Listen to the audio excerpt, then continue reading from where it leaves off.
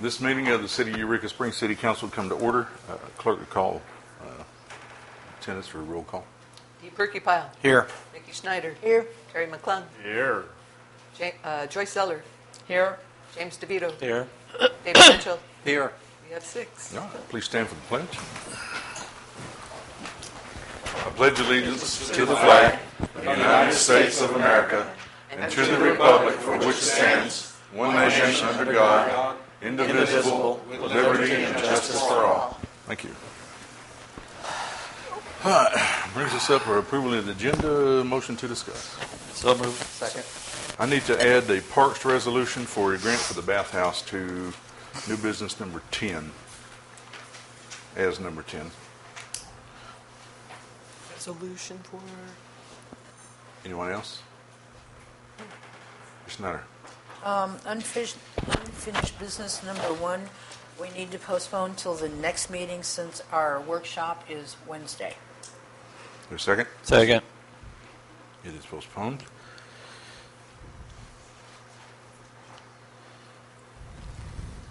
Anybody else? If not, motion to approve the amended agenda. So second. All in favor, say aye. Aye. Any opposed? All right. Moves us on to approval of the minutes for September the 9th, 2013. Move to approve. Second. Changes, deletions, corrections? If not, as it stands, motion to approve. So moved. Second. All say aye. Aye. Any opposed? Okay. Brings us to Commission Committee Authority Reports, expired terms. Is it hot in here to y'all? Yes. You need at least a little Well, bit if of air we moving. leave that Yeah. door open. Yeah.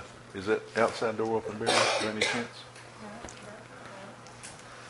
Could you please? Thank you. Ms. Blinken says she didn't have anything under planning because she had some agenda items, so we'll move on to... And I don't have any reports from CAPC Hospital, but Bruce is here for Parks, but I think he's going to address his issue in the number 10 new business. Nothing from HDC, nothing from Cemetery. Moves us on to public comments. And we have Bob Howell, number 1, then Mr. Bill King, number 2. Mr. Howell.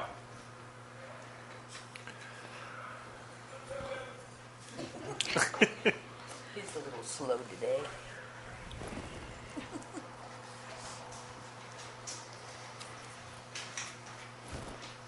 There he is.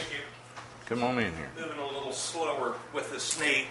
I'm Bob Howell. I own 2 multi-unit apartments, one on Spring Street and one on Kings Highway near the hospital. And I've taken a look at the draft of this ordinance to require licensing and inspection of multifamily houses and apartments. And come on, guys, it's hard enough to be a landlord without the city trying to help me, okay? I don't understand why you want to stick it to multifamily and not people that rent individual houses. Duplexes are obviously, a rental, but they would be exempt under this. I have a problem with the inspection requirements. I tell my people, as long as they're not causing any trouble or something's not broken and their rent's on time, they're just not going to see me. Make it your home. Live there. You're entitled to your privacy without a lot of landlord or government intervention. By the way, I do pay property tax. I've got that. Golly, it's coming up in a couple of weeks. And look at this. 2 rental units. That's what I'm paying in property tax, okay? And the insurance on both of those places is just a little bit less than this. And it's not as lucrative as you may think, being a landlord, and I'd just rather not have any more regulation. I appreciate it. Thank you, sir. Thank you. Mr. Bill King. Oh, there you go. Hi, everyone. I'm kind of in the middle of a family crisis, so I'm going to try to do this quick and get back to it, but I want to address the issue of multifamily houses also. I own a 4-unit house in the historic district. I also own a duplex and a couple of single-family rental units. And I kind of believe that the reason this is on your table is it's just the latest salvo in some ongoing harassment that I've been getting on my apartment house from a couple of city officials that's been going on for years. And I think your building official would attest to that if you want to ask him about it. I believe what they're trying to do is have these licenses go so that they can come into our apartments, inspect them, make them meet current city codes, even though they've been apartment houses for 40 years or more. Which obviously they would not meet current code. They would either close us down or require us to spend tens of thousands of dollars on our properties. And we could borrow money to do that, but that just means we raise rents. We have a very small inventory of affordable housing in this city. It's in the city's vision plan, which I brought a couple of copies. I hope the clerk can distribute it to you. The vision plan is to increase the permanent population within the historic district to maintain its character as a real place. I believe there are way too many people in this town who have come here. They have money, they buy a house, they fix it up, it's a vacation house or it's a business in a residential area, and it's really squeezing the working people out, and no one ever speaks for the working people. I know some of my neighbors like to call me a slumlord. I think if you go to any one of my tenants in any one of my places, you'll find them grateful for what they have. They have a place where they can live and be comfortable and not bothered. And I think you all ought to leave us alone. And we're fulfilling your vision for you, which you have shirked your responsibility on, developing plan for affordable housing for the people who keep our economy going here in town. And just let us run our businesses. And if you're going to tax, why are you just taxing multifamily and not all renters in town? I mean, a landlord is a landlord and a business is a business, if you're going to consider that a business.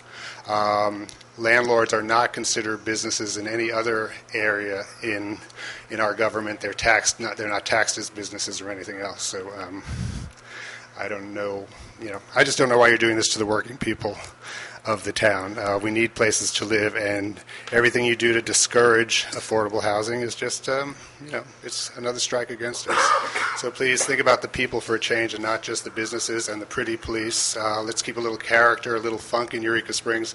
Let's not caramelize it, make it caramel California, where everything is picture perfect and you feel like you're on a Hollywood movie set and no one lives there. We already have many, many vacant houses in this town.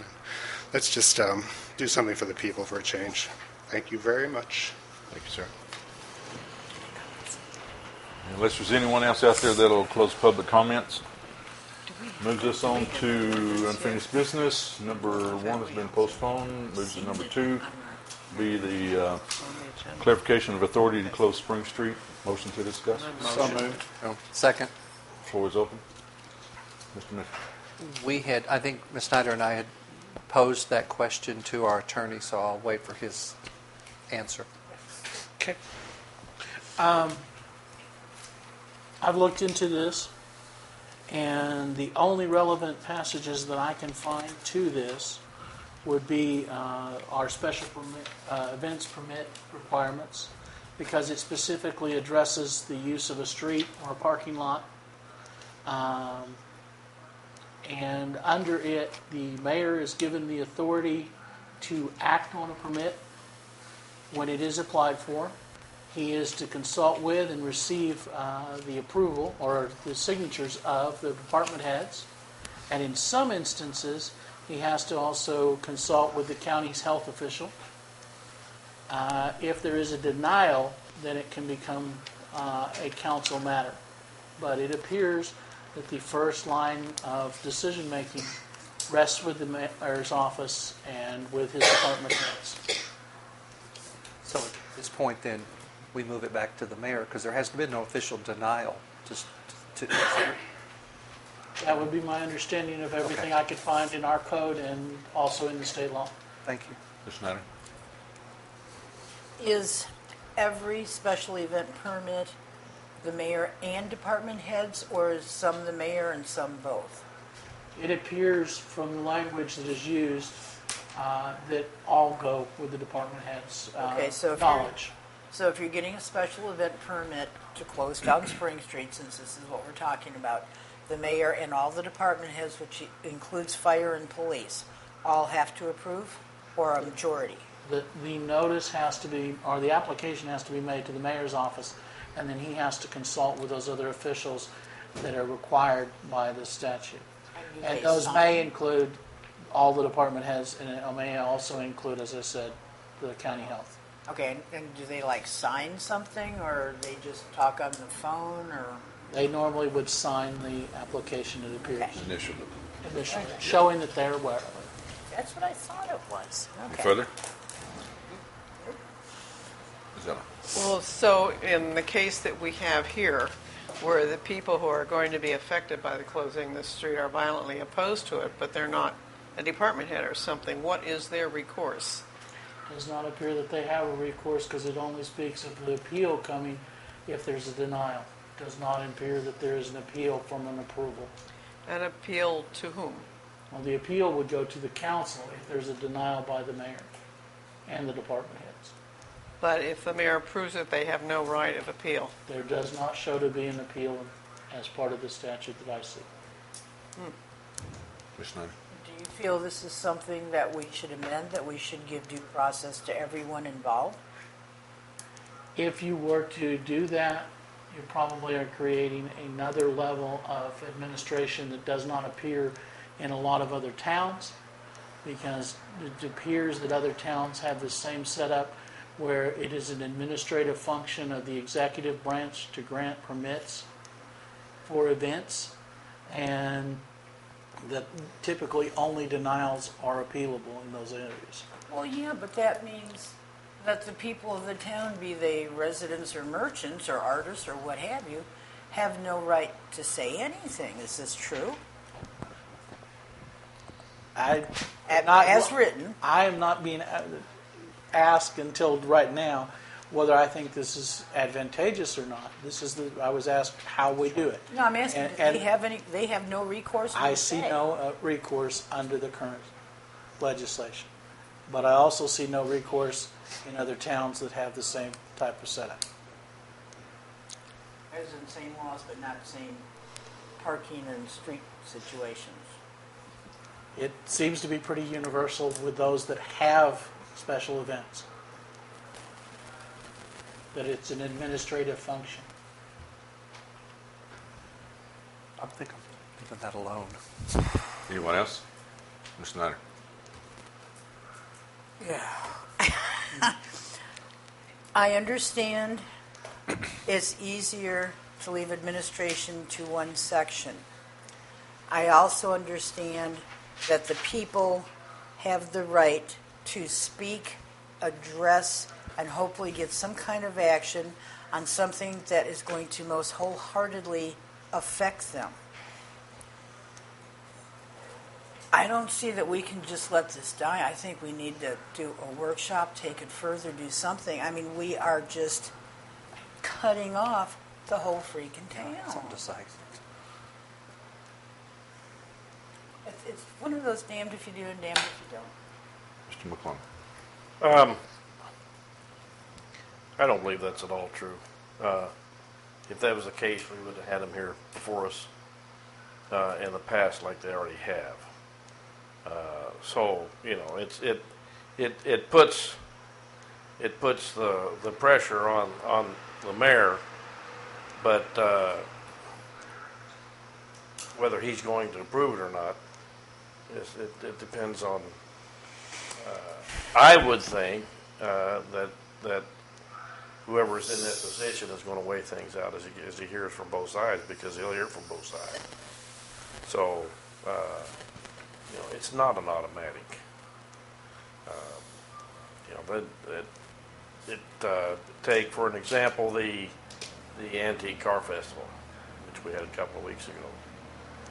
If they wanted to close down Spring Street like they used to do and do that parking, then it would be up to the mayor to make the decision to do that. Now, there again, you would have the same group at his doorstep, and it gets around. It's not ever done clandestine. I've never seen any kind of rear-end sneak attack, surprise. It just doesn't happen that way. So, I see no reason to change anything. Mr. Mitchell? Basically ditto what Alderman McClung said. The buck stops with the mayor, and that's where the heat will stop too. So it's the executive of the city who was elected for the positions within their scope of power, and that's where we need to leave it.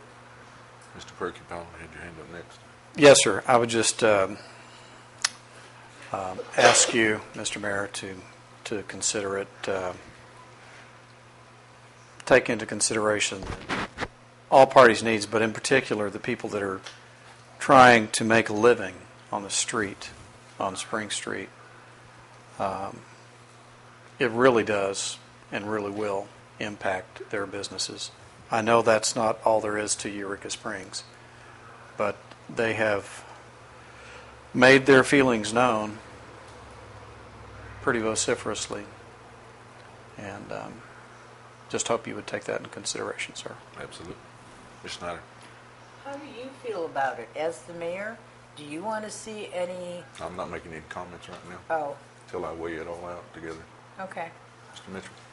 I do want to acknowledge all of those people from the Spring Street closure that came in here from both sides of that topic. The people that were against it were adult, organized. They were open about who was involved in it. They put their names on a petition. They came down here in the most appropriate manner possible to display their case to us. And they deserve to be commended for that. And I am certainly glad the decision rests with you, not me. Any further discussion on it? If not, we'll move along to number 3. Ordinance 2190 be the second read. Motion to discuss. Yes, sir. Well, I'll move to place ordinance number 2190 on its second reading by suspend the rules and place ordinance number 2190 on its second reading by title only. Second. Should do a roll call vote on it. We'll move along. James DeVito. Yes. Vicki Schneider. Yes. Joy Seller. Yes. Terry McClung. Yes. David Mitchell. Yes. Dean Perkypile. Yes. 6-0. An ordinance removing 80 Mountain Street from the religious use list. Mr. DeVito? Move to approve ordinance number 2190 on its second reading. Second. All in favor, say aye. Aye. Aye. Any opposed? Okay.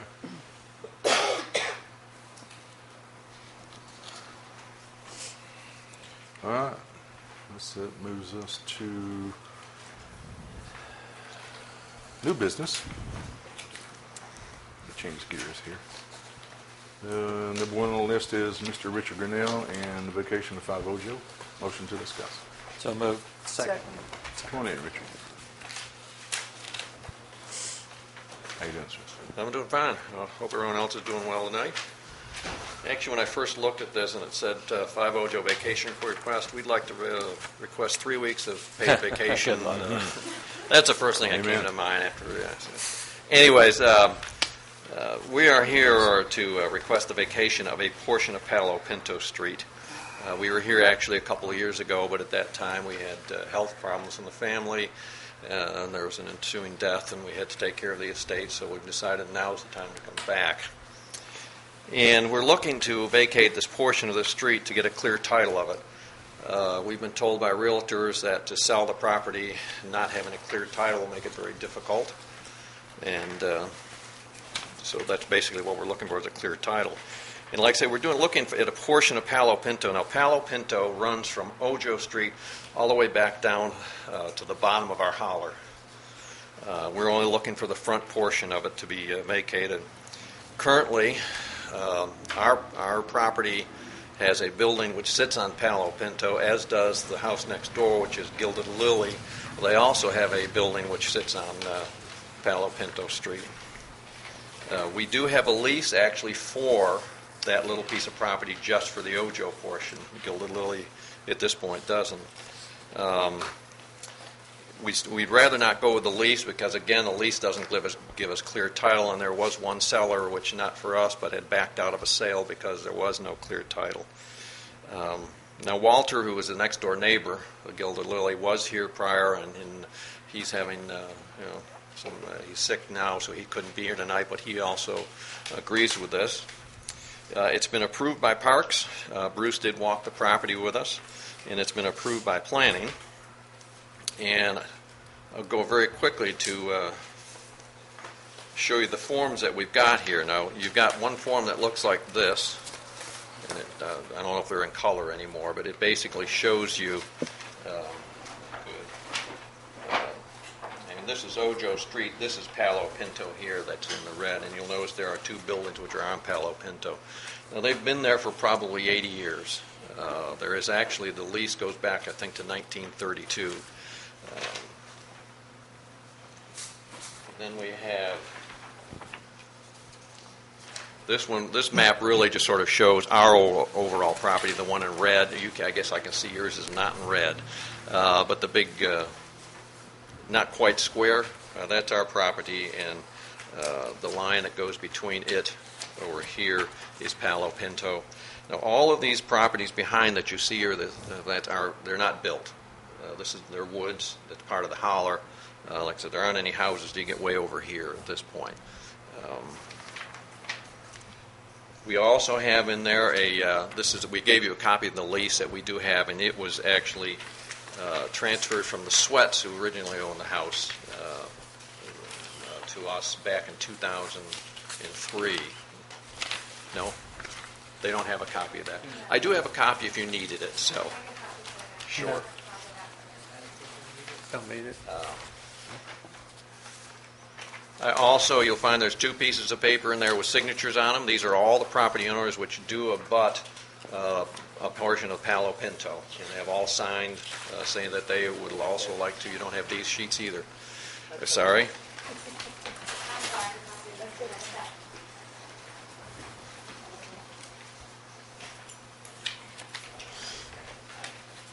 So, if you had them, there would be, say, signatures for all of the property owners that do abut it. We also, thanks. Now, I'm not sure if you've got this piece of paper. We have one other piece of paper in there.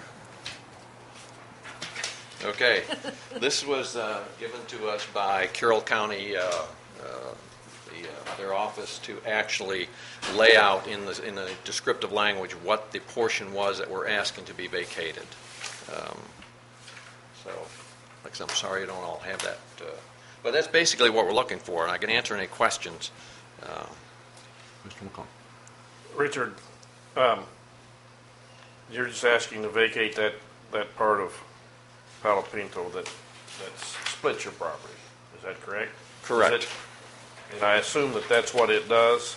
Do you own these lots here too? No, those are actually owned by other owners. Well, Okay, the one that's directly, somebody else. one directly next to us is Walter Burrell, and he lives in the Gilded Lily. So this starts with your 5 Ojo. That's 5 Ojo there. Okay. And so Palo Pinto would be split between you and the neighbor, or your? Yes, all the neighbors that abut. I mean, we abut one whole side of it, and then you've got, there's a portion of where Gilded Lily is, and there's a piece of property behind him, which is Harlan's house, and then there's a property behind that. So, and they all abutted a little bit, but we are totally on the one side of it. Does that make any sense to you? Well, I'm really not sure. What buildings are yours and what are not yours on this drawing. I mean, that's on this drawing here. What sits inside a Palo Pinto? See, there's. You're looking at this one here. Yes. Those buildings that are inside of Palo Pinto That's our building. The larger one is our building. The smaller one is Gilded Lily. They're cottages, basically. If you could point what you're looking at, I can also. These right here. That's his, and that's Gilded Lily. Right. Okay. So, I mean, can it, and that is almost a 50-foot with the 45-foot street right away, currently. Is that right? Am I looking at that correctly, or? I guess we've heard a couple of different measurements from different people as to how wide that street really is. The survey, one survey says one thing, and like many things in town, another survey says another. So I actually can't give you I mean, an answer. that shows a 45.8 .8. on that. That's awfully, that can't be right, because these lots here, well, no, these lots are 100-foot lots. And that's not really scaled out, because the lots across the other side are only 40-foot lots. Typically, let's see, there used to be, on that Freeman edition, I just had to find it, the alleys are 20, no.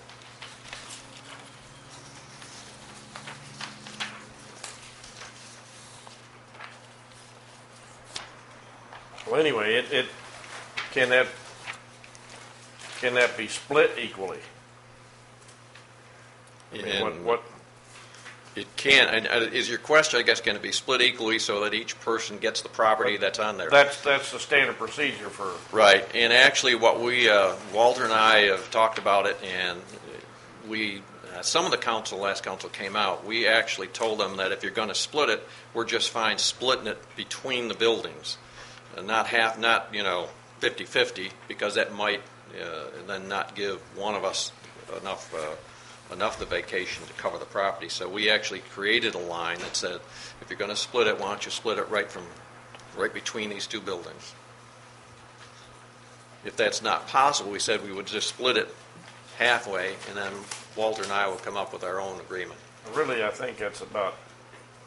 I mean, I don't know. You'd have to. I don't know what the attorney says on something like that. Typically, the way it's done is half Correct. each. Correct. So. And somebody we're okay with doing that. Yeah. Like I said, we can work an agreement out with the Gilded Lily. Is this really the location of the? You think that's pretty close on Kings Highway that you've got there? Yes. Is that the surveyor's drawing in of that street as well, or no? On this one? Or did you just draw that in? That's first. I think those, I don't know, did you? The only thing I did was highlight. Okay, those lines are his lines. Those are his lines for Yes. Kings Highway as well? Right. Okay.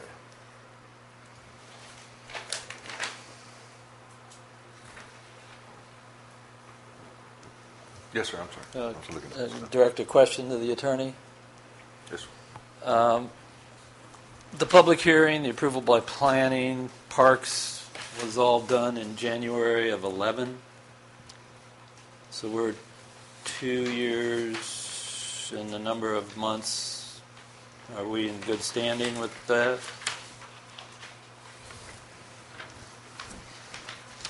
I don't think our ordinances specifically address how long of a delay can transpire, but it wouldn't be necessarily a bad idea for it to be redone if it's been that far and you've had an intervening council change, so that people could voice their opinions and get a little more knowledge. But I don't think that there is any requirement that that be done. But I think council could send it back for a reconsideration. But as far as I know, nothing has changed in how properties are vacated at this point. So I'm not sure going back. I mean, it's almost like going back and saying every ordinance you've ever done needs to be redone because we've got new people. So I understand what you're saying, but I'm not sure whether you really need to go back and redo something which has already been done. Mr. McClung? What I would like to suggest is, and I agree with that, but I would like to postpone our decision on creating an ordinance for this until the next meeting. That would give us 2 weeks to individually get over there and kind of make a site inspection and see exactly what we're specifically dealing with. You know, I know Parks, if Parks wasn't going to turn it into trails 2 years ago, they're not going to now either. I mean, they look at that pretty close, believe me. I've been involved in some of that with them, and they're real particular. So, I mean, I'd like to be able to do that and just to get it fresh in my mind again, so I know what I'm dealing with. So, We'd be glad to show anyone and walk you through it. you know, I would make a motion to that, but I don't know if everyone's at that I point. agree. Second that. Well, I'll make a motion to do that then. I'll second. Put it off 2 weeks so we can individually get out there and do a site inspection. Mr. Vito? Question regarding the signatures. There's no date stamp on that, other than on the back side, something about Yeah. 2010. Well, there's no back to it, really. I don't know. Well, I show I see. I saw a signature dated as 2010, Richard Stone. I'd feel a lot better to get, I mean, if these signatures were gathered 3 years ago, I'd feel a lot better about getting, you know, signatures a little more recent than that. Further discussion? Mr. Schneider? What happened to making things go quicker? If they had a problem, they would have come forward. I mean, they've had a couple of years. Everything's been done according to law. Everything's been done the way it should be. We've got 2 weeks that we can always call these people or stop by and visit whatever we feel needs to be done. I think that should be sufficient since everything seems to be totally in order. Any further discussion? If not, we'll vote. All in favor, say aye. Aye. Any opposed, like sign. Motion carried. Postpone till next meeting. Thank you, and like I say, Thank you, give sir. us a call. We'd be glad to walk you through it. Okay.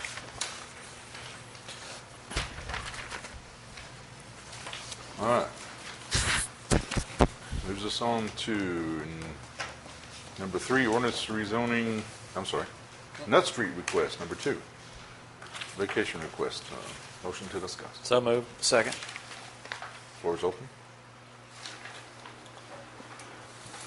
Come on up, guys. Get down me.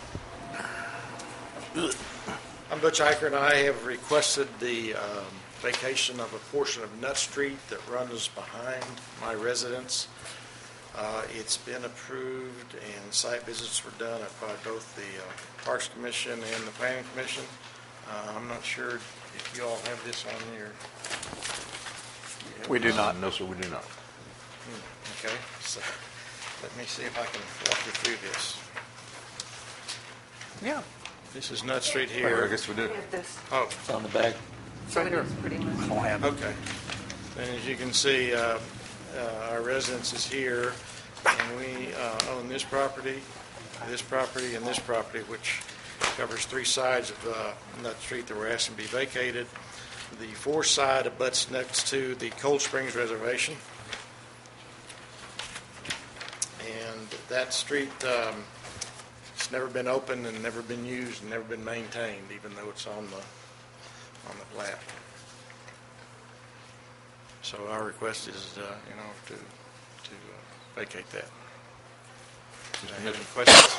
First, I'm not so familiar. What's Cold Springs Reservation? Oh, yes, sir. Anybody. He can probably do a better description than I can. The parks approved this because it was the I-Corps property basically surrounded the street. Okay. And the Cold Springs Reservation is one of our city reservations that is in front of their property. So it was pretty much surrounded, and we saw no possible use for it. And when the notices were sent out, the I-Corps sent notices to themselves. basically. Now, one thing I would like to remind the council, and was in our parks minutes, which I failed to bring with, and Icors and myself are neighbors. I don't mean to cost him money. However, this is part of the section that the city actually owns, the streets and alleys. And according to the city code, it's $200 per lot or fair market value. And is Nut Street considered to be a lot or fair market? No, value? it would be the lots that adjoin. I'm sorry. The Okay. lots that adjoin the street. Which there's how many? I can't really tell off this map. 7 lots, according to the survey. So 7, you're saying 7 times 2, or fair market value, Yes, sir. And which might be $30. well, it was actually the ordinance reads the greater of the two, either 200 or fair market value. Is that how it reads, Bruce? It is. Yeah, because it's right there.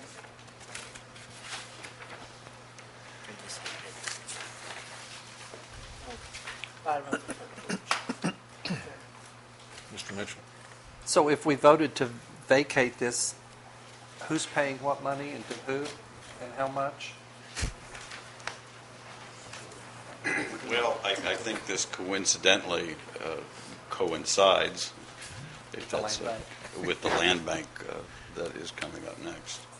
Oh, it does? That's what we're hoping that money will So be do you put want to in. wait to talk about it then, is what you want to do? Or I'm sorry? no, do it now? No, don't do it. Mr. McClung? Yeah, where is that ordinance on that? Do you remember, Bruce? I just don't. Oh, I think I probably... Single ordinance number. Parks and Recreation, maybe? No, it is, God, I almost remember the number. 1610 jumps in my mind. No. No, it wouldn't be in the code. It's a ordinance. Ordinance 1610. Well, it still has to be, an ordinance has to be, it has to be in this book someplace. As part of, Not all the ones that we've done this year. this is old, it's old. Yeah. Something I might suggest is since it is going to take 3 readings, you could approve it with the contingency that Yeah, I'd It's like, cleared I'd up. like to Sure. clear that up. That's, that's, Mr. Mitchell? I'm always interested in money, so I still don't understand the value. Would somebody explain to me how much that's going to be? Bob? Mr. McClung? fair market value for something that's 30 feet wide, or I'm not sure what that street is there. Is it 20? It's 30 feet. It is 30 feet. 30 feet wide, and if it's 7 lots, that'd be 280 feet long. I mean, in a practical sense, what is that? 30 feet wide, what can you do? Not much with it. It's not, it's not real usable. It's on the hillside. Yes, I mean, it's, so as far as as a value, an appraiser's gonna look at it and well, I mean, why buy an appraisal? Because it's not gonna appraise enough to, So who sets the value? Do we just go get some real estate agent to tell us what it's worth? How do you and do they that? can't do that either, They can't do that either, so not anymore. I'm just asking how we do this for the future. Currently, to answer your question, currently the code sets it at the $200 per lot. Thank you. I mean, there was a lot of debate when this ordinance was passed, trying to come up with how do we come up with a value, and that's where the $200 per lot. So it's the greater of the two. So unless the 30-foot strip turns out to be worth a lot more than $1,400, its code would set it at $1,400. That's what I was trying to get to. It's what I thought, but I wasn't hearing that. Thank you. That's all I'm wanting to do is just, in my own mind, be satisfied that that's the way it was written, because I can't remember specifically. And I'm sure you know, because you put a lot of time into it. I think the greater probably comes in a situation where a building has encroached upon it in that 320 acres.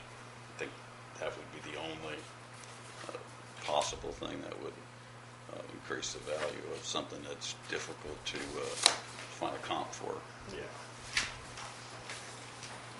Mr. Perkypile? Mr. Levine, is that ordinance number 2120? It says on vacating streets and alleys, ordinance 2120 on 4/26/2010. Does that ring a bell? Doesn't? Okay. That's on page 233 of the...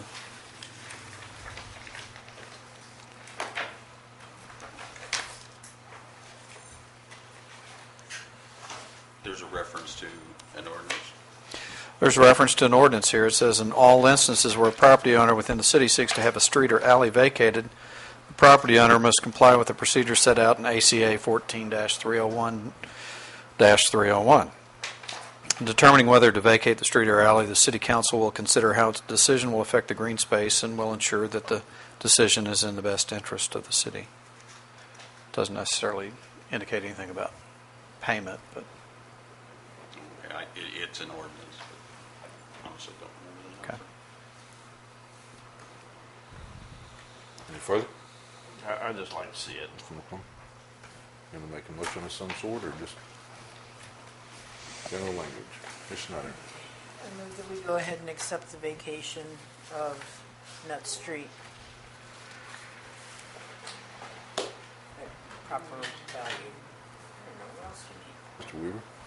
Actually, technically, the way this has been done in the past is, first of all, the land is currently green space. Is that correct, Bruce?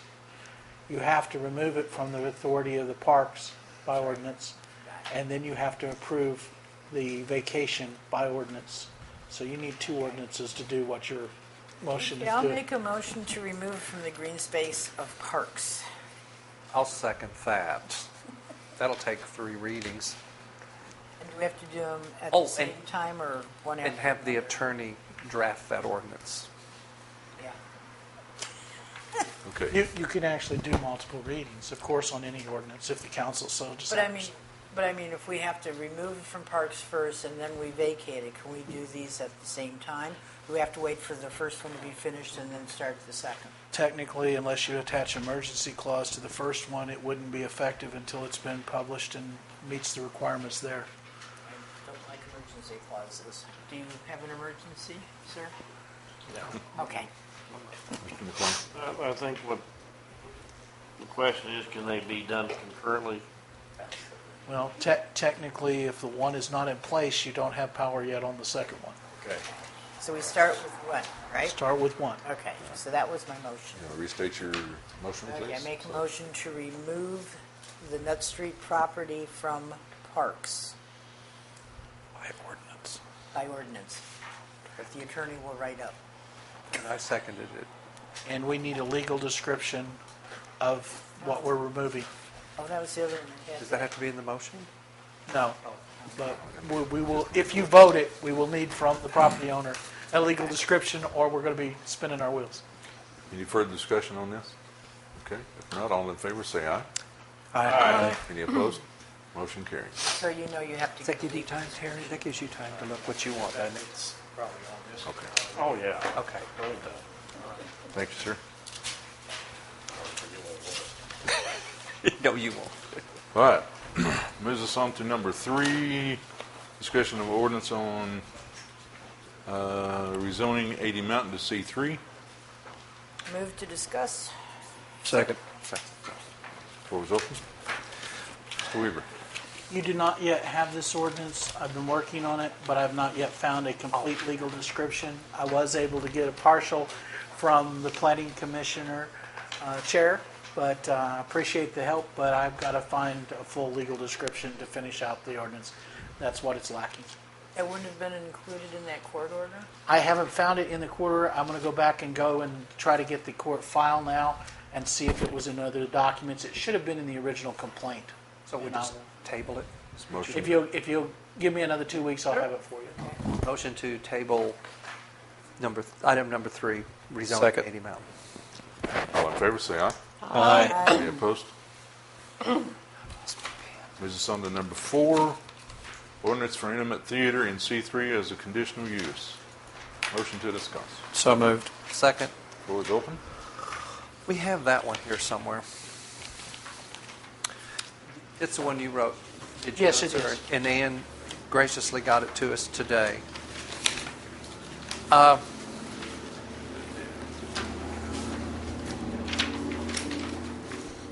Mitchell.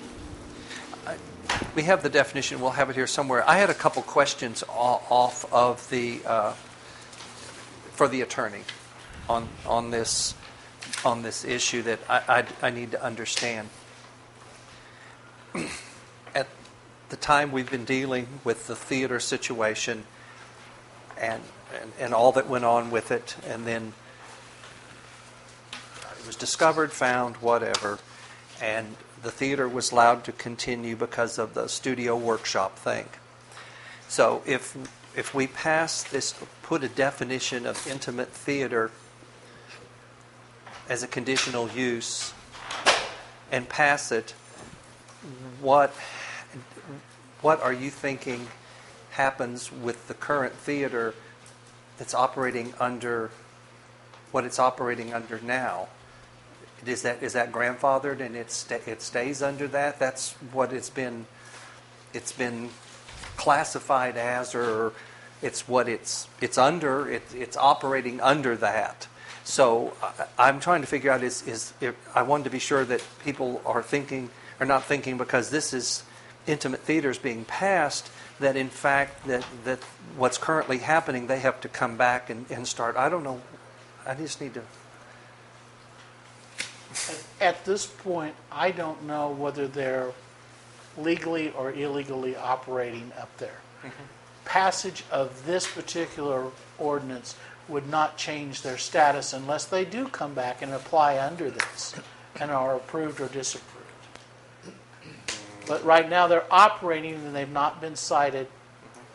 So a different police chief or a different building official could potentially cite them at this point.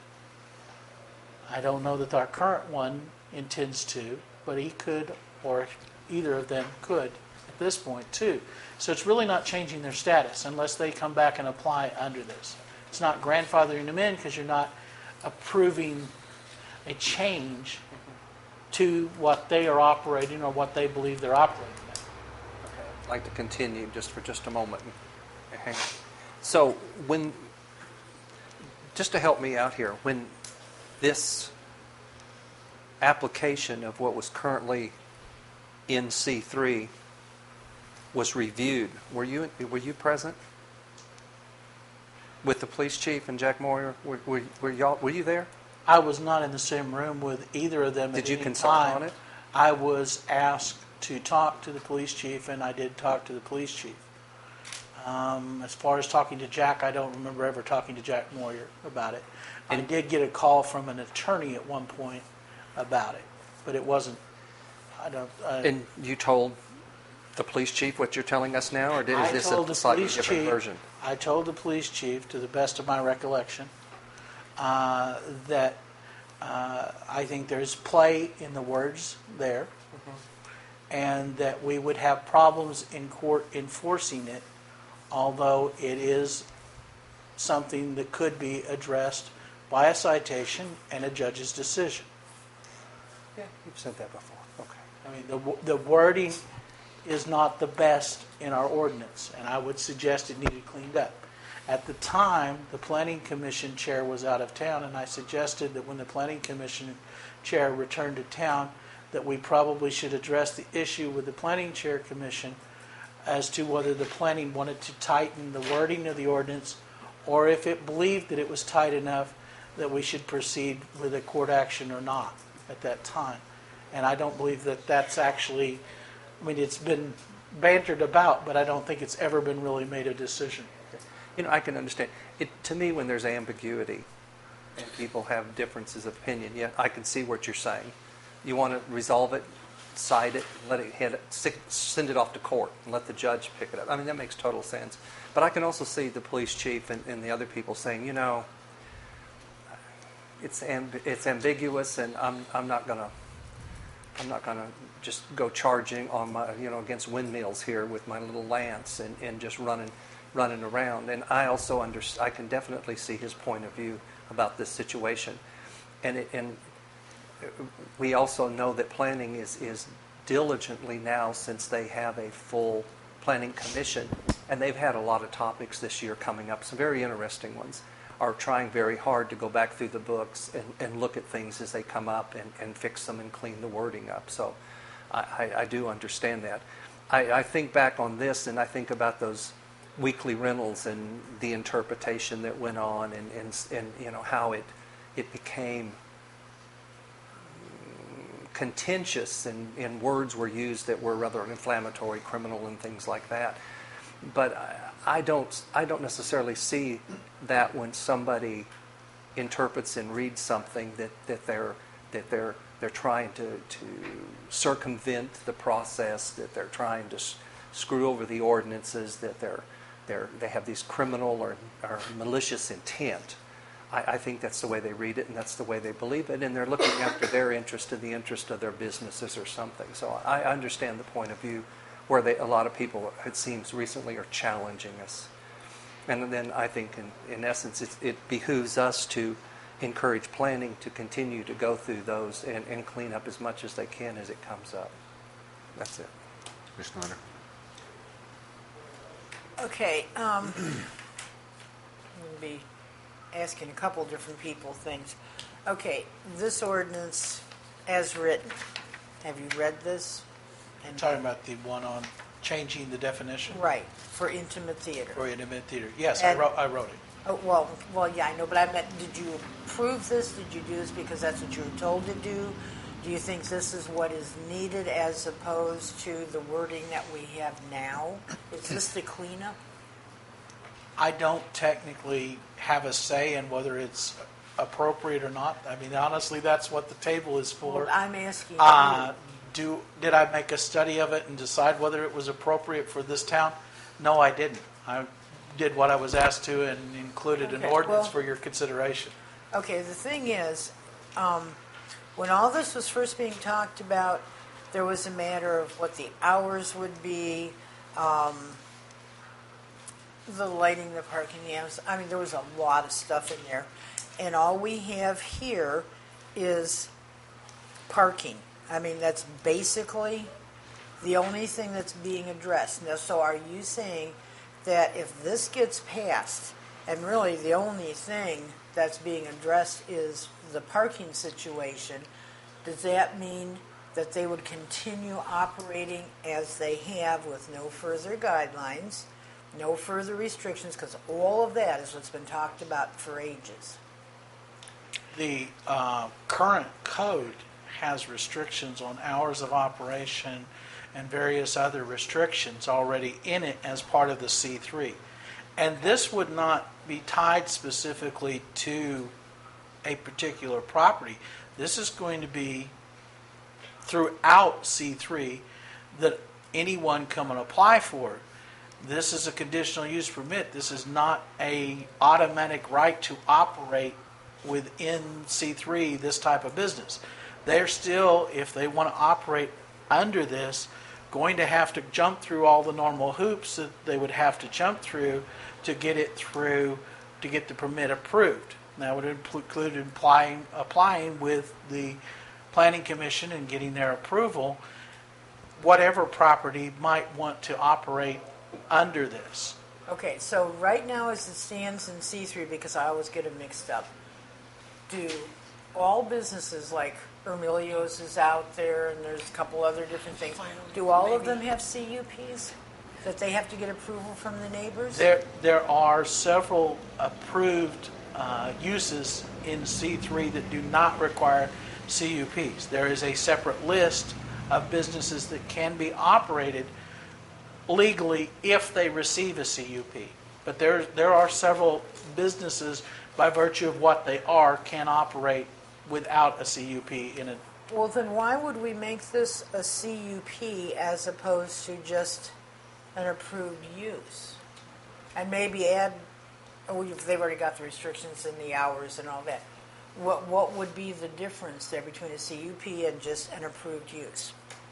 As I understand it, the recommendation that was brought from planning was that this is a more invasive type of business than just what we would allow by virtue of the first list, the list that allows X businesses to be there, X, Y, and Z. So it needs further review before it's allowed into a particular neighborhood, and that's what CUPs is about, is to give further review before you allow them into a particular zone. Okay, so even though there are restrictions of hours and stuff like that, that wouldn't be deemed sufficient for something like this? That would be a choice that this council would actually have to make, but based on the recommendation that was sent forward to me, the Planning Commission said that they believe it should be a conditional use. And if you want to remove it and make it simply a permitted use, you could, but you would be going against, I believe, the recommendation of your Planning Commission, who believes it deserves further scrutiny each time one of these type businesses was to open in a C3 zone. Okay, and so that's why my next question is directed to you. Could you go up to the mic? When it comes to furthering, just adding in what? Yeah, come on up, man. She addressed you. When it comes to, how did the discussion go in regards to just making it part of the approved C3s as opposed to a CUP? A lot of the process was to protect your neighborhoods. You just passed an ordinance not too long ago that extended the 200-foot rule into all residential neighborhoods. This is C3 zone usually is quite commercial, and it's usually right next to a residential zone. So we didn't want to just outright allow this because that could just happen everywhere. We wanted to do it. We think it's a good idea. All of our the studies that they send us from the planning journals say if you have small commercial that is helpful to the neighborhoods and gives them things to do that they could walk to, it's a good idea. That's what all the neighborhoods are trying to be now. But we didn't want to just open it up and let it be blanket. We'd rather see if there's a need and do it controlled with a CUP so that the neighbors would also have a say. Okay, thank you. Then what my only real problem is right now, and it's the same one it usually is, discrimination and bias. If it's already been said or inferred, whichever, through the police department, the building inspector, and apparently our city attorney, that the wordage that was used and that I argued with was sufficient for them to operate. I'm just concerned that if all of a sudden we come up with a CUP on something that's been approved by 3 entities, that we're showing bias and we're showing discrimination. And I have a major problem with that. Maybe I'm just looking at it wrong. Mr. McClung? The whole object of this exercise is to clean things up, and that property specifically. There are some that have a problem with it operating the way it is, whether it's right or wrong. At some point, whether someone could cite them or a neighbor could complain and cause some kind of court action. The thing is, no one's trying. If we were in the process of trying to do that now, something had already been done. That's not what anyone is trying to do. They're trying to make it so we can clean this up, and there is no question of a doubt that they're going to operate according to the law. Now, whether they are right now or not, I can't say. But I'm not, I'm not throwing stones at anybody. But I'm just saying it needs to be rectified so there's no doubt in anyone's mind. So it's clean and clear cut. And this can do that if everyone will follow the procedure and allow it to happen. Well, I guess what my problem with that is, if 3 entities have already said they can do this, and the neighbors, if it becomes a CUP, the neighbors say too bad, on a business that's already been operating for a while, this is where my concern is coming in. The legal side says one thing, the neighbors say another, and then we throw a brand new situation in. This is my concern. Mr. Mitchell. What if, I understand intimate theater is coming about after the fact and will apply to future issues. At this point, it's not retro going back to the business that is operating. So my question would be, why don't we, or can we, pass the definition of intimate theater and have it grandfather in the current now, and just grandfather it in, and it's done. It's in there. It's now intimate theater. It was grandfathered under, and and henceforth, all of it will be CUPs, and we move on. There wouldn't be bias or discrimination. I like that. I'm going to just raise that thought.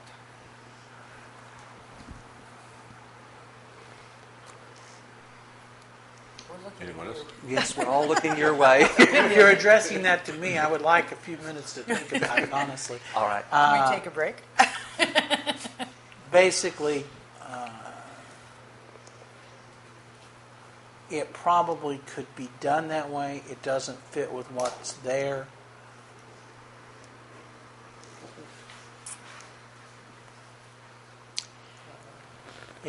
This ordinance would have to be changed, of course, to do that. Grandfathering. And they would have to agree that that is what they are. And I don't know if they agree to that. Ms. Ellen. Well, I've got 2 things to say about this ordinance. One, if they are operating within the boundaries of intimate theater, which they are, and intimate theater is legally allowed in a commercial C3 zone, which we have just rezoned them to commercial C3, although they've been that, then the solution to this would be to simply remove the need for a conditional use permit. Why do you need a conditional use permit to operate legally in a zone when you're fulfilling all the requirements of the definition of intimate theater? That doesn't make sense. So if I had a choice, I would simply eliminate Section 2, the need for conditional use permit, and then that would take care of it. They're operating within the law, within the definition, and end of the story. Okay, another thing. We have a location within C3 that shows movies, and they have no parking at all. And this is the annex to the library. Does that mean that they are no longer allowed to show movies in the annex because they have no parking? That's what it says here. You have to have parking. And they don't. So are we taking them out of business here? Mr. DeVito. The question is it a business to begin with because they don't charge admission? Well, yeah, but they're showing movies. Yeah, it doesn't say anything about admission. No, they're showing films, and they don't have any parking. Well, conditional use permit is to allow a business. You're furthering the cause by the movies you show. This isn't the way I read this. Is what I'm saying making sense, Tim? Mm-hmm. It does raise an issue. There you go. Mr. McClung. Whenever he was authorized, the city attorney was authorized to prepare this, it was because this council, and I don't remember what the vote was, had it prepared this way. Me personally, if we were to read this ordinance, I'd be all for changing it and taking out the conditional use part of it and making it a permitted use and be done with it. That's That makes sense that's to my me. opinion. Schneider? Well, I thoroughly understand, though, what planning said in regards to opening up a can of worms, basically. I wouldn't have near as much trouble with the CUP if we offered grandfathering of both this property, the library that we've been talking about that shows movies. I'm not sure what all is in that section, but if there's something that needs to be added to that list, we could. We're certainly very familiar with grandfathering. I wouldn't have near as much trouble with that as I would the way it's written right now. Like I said, it's discriminatory. This is adding intimate theater. We don't have anything in our code right now that says intimate theater. We don't have anything that allows for intimate theater in our code. Also, the library is a library. It doesn't run as a movie theater. It runs as a library. That doesn't mean that if you have a business that is a certain business, you can't show a film every once in a while, but that's not their primary business of showing films. So I would not think that this would require the library because that's not their permanent business. Their business is a library. Also, when this was first brought to the Planning Commission could not find legal way for that theater to be at 80 Mountain. We couldn't find it. We didn't believe that they were a studio. This is what we decided that we could do, or we could ask you to do, to try to make that work legally. What happened in the middle of all that about no citation, that's not where we were coming from. Mr. Mitchell? What Beverly just said then was interesting, because I thought to bring this definition up, and it sounds like what she's telling me is that then they were thinking we were going to go back and deal with the gavioli under a conditional use permit to allow them to exist. And I find that interesting.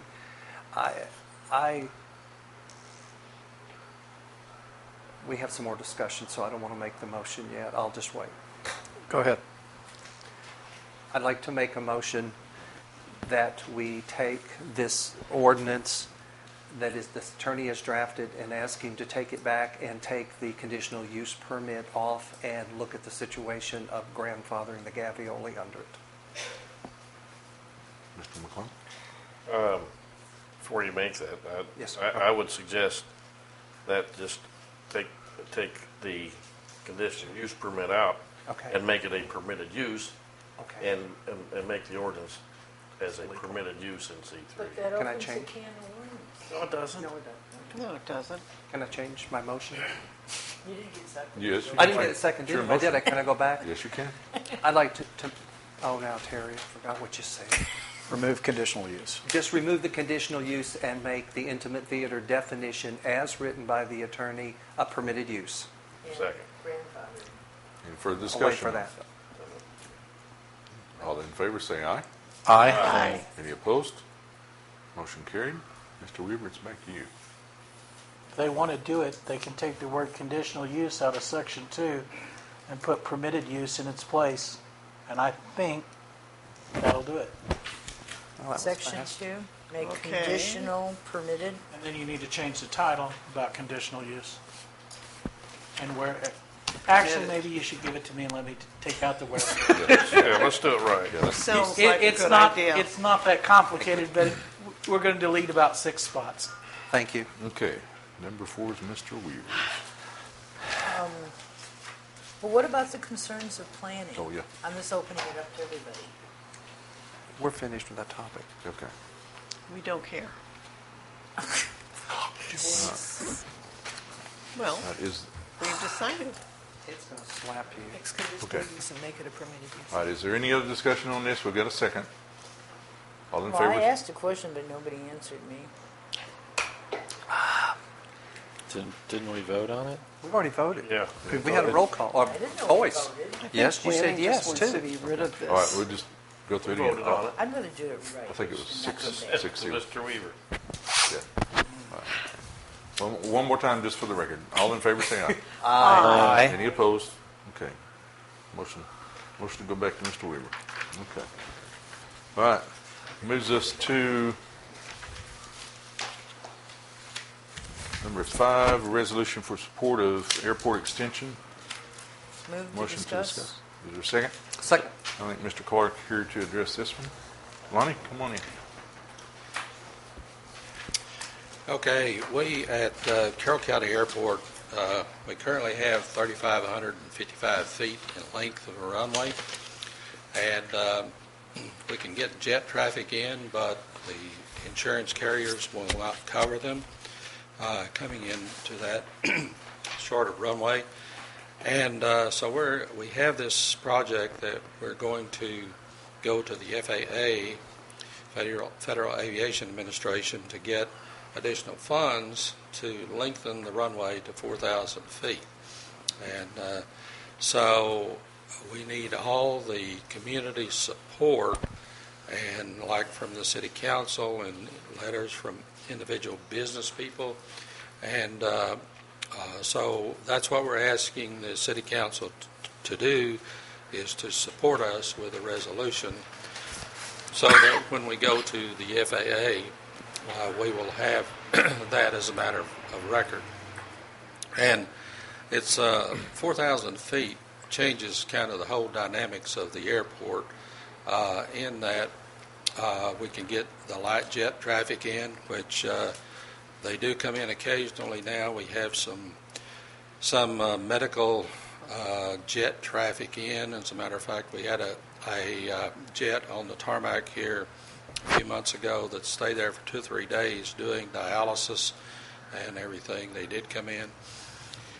We have a lot of medical transport out. I think it's, help me on this, David, Doctors Without Borders and Angel Flight. We've had both of those services in and out, transporting people to various facilities. But we have calls every week asking us when we're going to get the 4,000 feet. And so we think it'll really enhance the economic development of Carroll County, because there are companies that are looking to come into this area for various things, call centers possibly, and some things like that need that ability to come in with jets. And also, from a standpoint of Eureka Springs specifically, I think, if I understood correctly, that the Eureka Springs is going to start marketing toward a higher-end clientele, maybe in the Houston area, that will have access to private jets and so forth. So we're hoping that will become a reality, because majority of our recreational traffic that comes into Carroll County at present ends up over here in Eureka Springs. Question, Lonnie. A 4,000-foot airport, you talk about a small jet, so are you talking about like a 2 or 4-seater jet? I'm talking about a Cessna Citation, which will hold probably about 4 to 6 people. 4 to 6. So a Gulfstream 12-seater probably couldn't land on a 4,000-foot runway. Depend on the pilot, I'd say. You'd have to really hit and stop fast, won't you? That's a fairly good-sized jet to bring in. But it is pretty big, yeah. But a lot of the companies are using the 12 passenger now and everything. It's right. So well, we could probably accommodate maybe an 8-passenger or something like that. Okay. But there's another critical thing, that the airport, if we ever have a major disaster in this area, and heaven forbid, but it does happen, the airport is going to be a key link to bringing in supplies, getting people out, and so forth. And I believe, correct me if I'm wrong here, Mayor, but did we look up the landing capabilities of a C-130 one time, and we can at present get a C-130 into the Carroll County Airport. The surface probably would not take the weight, but we could get one in. Well, it may crumble after it lands, but... It should be. I'd move to assign this resolution a number and approve it on its reading. Second. All in favor, say aye. Aye. Any opposed? All right, stand by. Thank you very much. Appreciate it. Thanks, Lon. I make a motion, we take a 10-minute break. We have to please. sign it a Wait, number and read sorry. it. Holding it in my It's a hand. good thing there ain't football on tonight. Since you started smoking again, you're getting a little pushy. Okay. Pack a week, not much. Resolution number will be 627. Resolution supporting the Carroll County Airport Commission with development of a runway extension at the Carroll County Airport. Whereas the Carroll County Airport, with over 40 based aircraft, is recognized as a valuable asset to the economic, medical, and cultural development of Carroll County, Madison County, Newton County, and the cities of Eureka Springs, Berryville, Green Forest, Alpena, Oak Grove, Holiday Island, Huntsville, and Jasper. And whereas the runway of the Carroll County Airport is 3,555 feet in length and 75 feet wide, providing a safe and reliable landing area for approximately 75% of the small aircraft. And whereas runway length is an important factor to determine insurance coverage limits for most small aircraft, including jet aircraft. And whereas the Carroll County Airport Commission has determined the need to lengthen the runway to 4,000 feet to accommodate most small aircraft and small jet aircraft. And now therefore be it resolved that the City Council of Eureka Springs will give the Carroll County Airport Commission all available support and encouragement to assist their efforts in a runway extension. All right, thank you. Now I make a motion for 10 minutes? You say 10 minutes? Yeah. Okay, is there a second? Second. All in favor, say aye. Aye. Any opposed? 10-minute break.